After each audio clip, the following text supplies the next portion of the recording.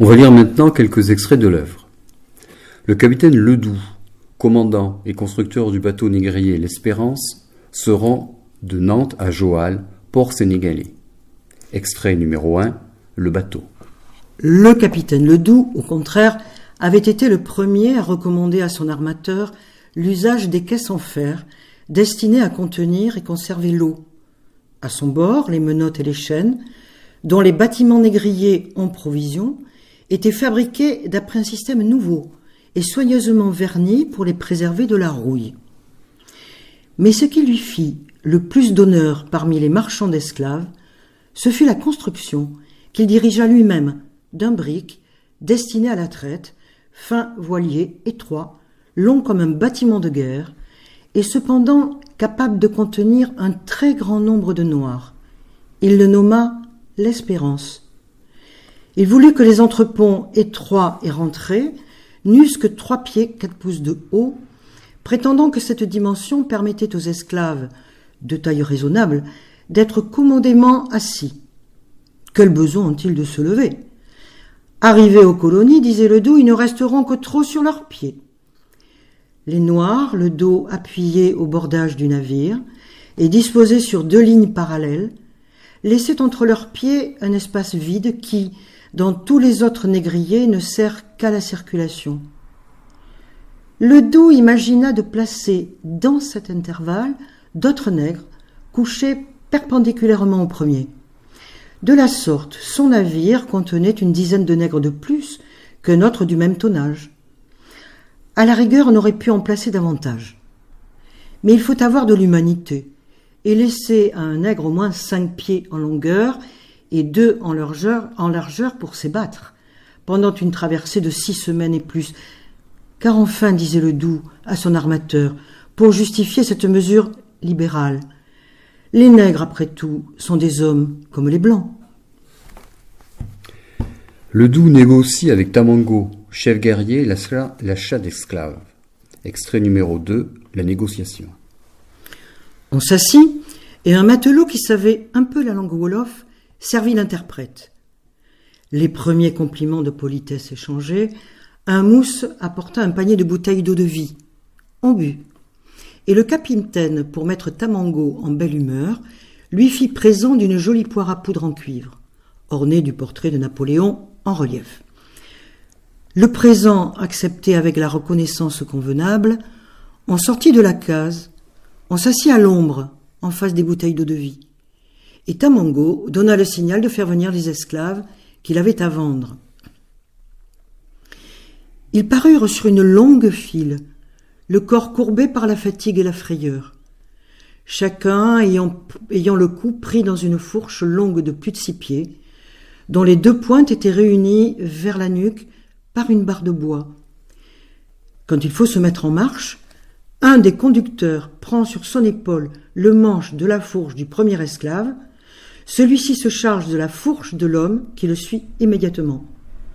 Le second porte la fourche du 3e esclave, et ainsi des autres.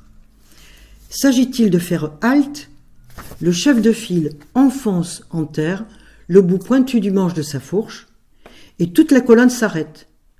On juge facilement qu'il ne faut pas penser à s'échapper à la course, quand on porte attaché au cou un gros bâton de 6 pieds de longueur. Tamango donne sa femme échée à Ledoux. Au matin, il le regrette. Il rejoint l'Espérance, où Ledoux le fait prisonnier. Extrait 3, la traversée. Favorisé par un bon vent de terre, le vaisseau s'éloignait rapidement de la côte d'Afrique. Déjà sans inquiétude au sujet de la croisière anglaise, le capitaine ne pensait plus qu'aux énormes bénéfices qu'il attendait dans les colonies vers lesquelles il se dirigeait. Son bois d'ébène se maintenait sans avarie. Point de maladie contagieuse. 12 nègres seulement, et les plus faibles étaient morts de chaleur. C'était bagatelle.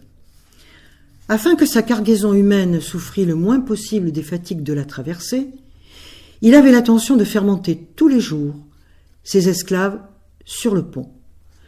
Tour à tour, un tiers de ces malheureux avait 1 heure pour faire sa provision d'air de toute la journée. Une partie de l'équipage les surveillait, armés jusqu'aux dents, de peur de révolte. D'ailleurs, on avait soin de ne jamais leur ôter entièrement leur fer.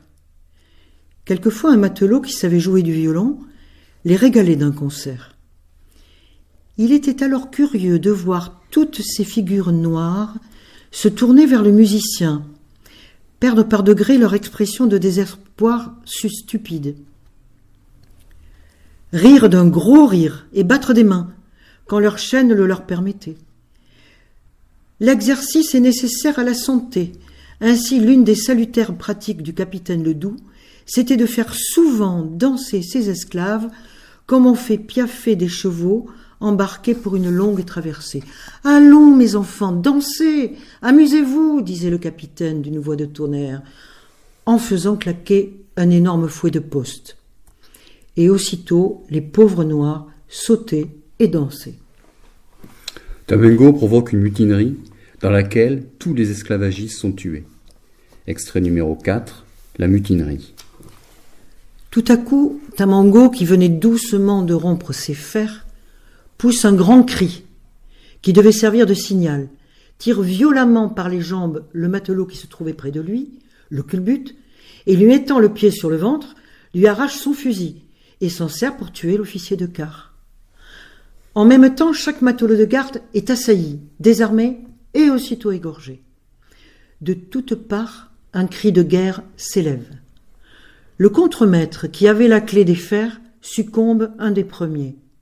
Alors, une foule de noirs inonde le Tillac. Ceux qui ne peuvent trouver d'armes saisissent les barres du cabestan ou les rames de la chaloupe. Dès ce moment, l'équipage européen fut perdu. Cependant, quelques matelots firent tête sur le gaillard d'arrière, mais il manquait d'armes et de résolution. Ledoux était encore vivant et n'avait rien perdu de son courage. S'apercevant que Tamango était l'âme de la conjuration, il espéra que s'il pouvait le tuer, il aurait bon marché de ses complices. Il s'élança donc à sa rencontre, le sabre à la main, en l'appelant à grands cris. Aussitôt, Tamanga se précipita sur lui. Il tenait un fusil par le bout du canon et s'en servait comme d'une massue. Les deux chefs se joignirent sur un des passes avant, ce passage étroit qui communique du gaillard d'avant à l'arrière. Tamango frappa le premier. Par un léger mouvement de corps, le blanc évita le coup. La crosse, tombant avec force sur les planches, se brisa, et le contre-coup fut si violent que le fusil échappa des mains de Tamango. Il était sans défense, et Ledoux, avec un sourire de joie diabolique, levait le bras et allait le percer. Mais Tamango était aussi agile que les panthères de son pays. Il s'élança dans les bras de son adversaire et lui saisit la main dont il tenait son sabre. L'un s'efforce de retenir son arme, l'autre de l'arracher. Dans cette lutte furieuse, ils tombent tous les deux, mais l'Africain avait le dessous.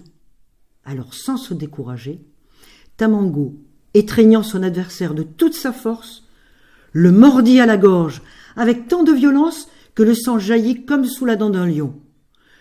Le sabre échappa de la main défaillante du capitaine. Tamango s'en saisit, puis se relevant, la bouche sanglante, et poussant un cri de triomphe, il perça de coups redoublés son ennemi, déjà demi-mort. Cependant, ne connaissant aucune technique de navigation, les insurgés meurent peu à peu, tandis que seul Tamango est recueilli par un navire anglais. Extrait 5, le dénouement. Je ne sais combien de temps après, une frégate anglaise, la Bellone, aperçut un bâtiment dématé et en apparence abandonné par son équipage. Une chaloupe, l'ayant abordée, y trouva une négresse morte et un nègre si décharné et si maigre qu'il ressemblait à une momie. Il était sans connaissance, mais avait encore un souffle de vie.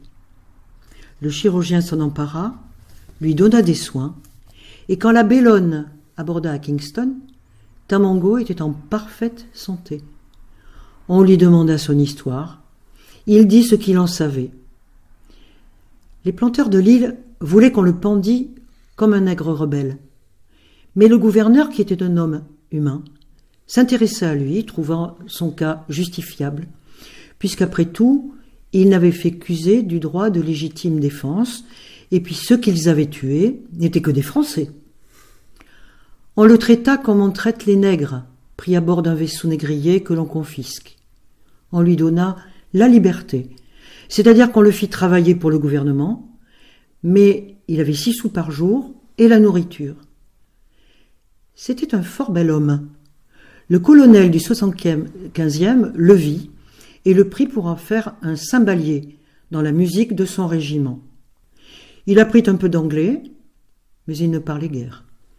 En revanche, il buvait avec excès du rhum et du tafia. Il mourut à l'hôpital d'une inflammation de poitrine.